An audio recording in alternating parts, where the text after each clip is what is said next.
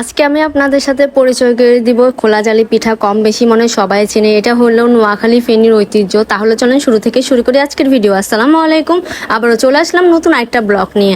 আসলে মামিরা আসলে আমাদের কোনো কাজে করতে হয় না, আলহামদুলিল্লাহ। মামি আমার মাশাল্লাহ দিলে অনেক চালু সব কিছুতেই। তো আজকে বিকালে হলো আমি বলেছিলাম খোলাজালি পিঠা খাবো। তো আমার মামিরা কাছে আবদার করবো আর মামি সেটা পূরণ করবে না, সেটা তো কোনোভাবেই হতেই পারে না। তো মামি বিকালবেলায় শুরু হয়েছে এই যে খোলাজালি পিঠার কাইটা করে নিয়ে এখন হলো খোলাতে দিয়ে নিছে। আমার মামা কিন্তু কল দিয়ে বলেছিল বাসা খোলা আছে কিনা, আমি বলছি হ্যাঁ আছে। তো মামারা চালের গুঁড়া হইতে সবকিছুই নিয়ে এসেছে।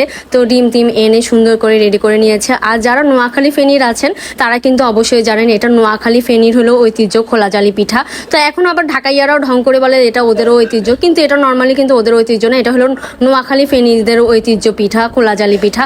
এটা কিন্তু হলো যে কোনো কিছু দিয়ে খেতে কিন্তু অনেক মজা, যেমন গরু মাংস ঝোল দিয়ে, তারপরে হলো খেজুরের রস দিয়ে। আর মামি এত পরিমাণে ঘামায় যাচ্ছিল, আসলে ঘামাবে তো, এত পরিমাণে গরম পড়ছে, কোথাও কিন্তু বৃষ্টি হচ্ছে না। রাজশাহীতে দেখলাম বৃষ্টি হচ্ছিল, কিন্তু চট্টগ্রামে কোনো প্রকারে বৃষ্টি হচ্ছিল না। যাই হোক, এরপরে মামি সুন্দর করে এই যে ঘুরিয়ে ঘুরিয়ে বানাচ্ছিল। আমি কিন্তু পারি না, আমার মেঝাপু মশলা দিলে পারে, আমার বড়াপুও পারে মোটামুটি, বাট আমি পারি না। আমি কোনো পিঠাই বানাতে পারি না। এই যে আমি শুধু খেতেই পারি, ছবি তুলতে পারি, ভিডিও করতে পারি, আমার কাজে মনে এইসব করা। যাই হোক, এরপর হলে আমার মামি দেখেন সুন্দর করে মশলা দিলে খুলে এই যে তুলতেছে। আবার আমার নানুর হাতের মজা, মানে মামির আম্মুর হাতের খোলাজালি পিঠাও অনেক মজা।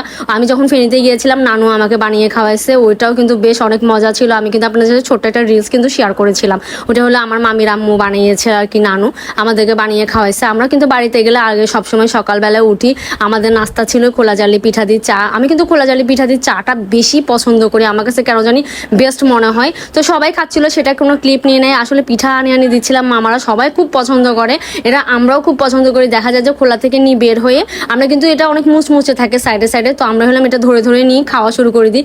আমি কোনো প্রকারে ক্লিপ নিতে পারি না, সবাই মিলে খাচ্ছিলাম যে, কারণ যে হচ্ছে নামাচ্ছে খাচ্ছে সবাই এভাবে করতেছিল। আর আমার মামি খোলাটা কি সুন্দর করে সেটিং টেটিং করে সব কিছু সুন্দর করে মামি করছিল। পরে মামি ছোটো মামিকেও শিখাই দিল, মামিও ট্রাই করতেছিল। এই যে দেখেন, এরপর হলো আমি আবার এটা নিচ্ছিলাম, মামি হলো আবার রেডি করে নতুন করে কাই করে দিই, আবার দিচ্ছে। তো যারা যারা খেয়েছেন অবশ্যই কমেন্ট করে জানাতে পারেন, আর কাদের দেশে বানায় আর কাদের দেশে কি পিঠা বলে। আমাদের দেশে তো খোলাজালি পিঠা বলে, এটা নোয়াখালীর ঐতিহ্য, সবাই বলে এটা খোলাজালি পিঠা। এখন দেখলাম মানুষ বিভিন্ন নাম দিচ্ছে, আমার কাছে মনে হয় যে অন্য নাম দিয়ে কোনো লাভ নাই, কারণ এটা হলো আমাদের হলো ফেনী নোয়াখালীর ঐতিহ্য। মামিরা যতদিন আছে ততদিন এইভাবে আবদার করা যায়, মামি মামার থেকে আবদার করা যায়, অন্য কারো থেকে মনে হয় না আবদার করা যায়। যেমন চাচা চাচিদের থেকে কোনো কিছু আবদার করি নাই কোনো সময়, বাট আমার মামির কাছে যা আবদার করি তাই খাওয়া, আমার মামার কাছেও যা আবদার করি তাই দেখা যায় মামারা করার ট্রাই করে। আর আমার মামিকে কোনো খাবারের কথা বলি বা ভর্তার কথা বলি, মামি সেটা খুব দ্রুত করার চেষ্টা করে, মানে আমাদের মন রাখার জন্য। কারণ আমার মামি এমনই, সবাই মাশাআল্লাহ বলতে ভুলবেন না, আলহামদুলিল্লাহ, এমন যাতে বন্ডিং সারা জীবন থাকে।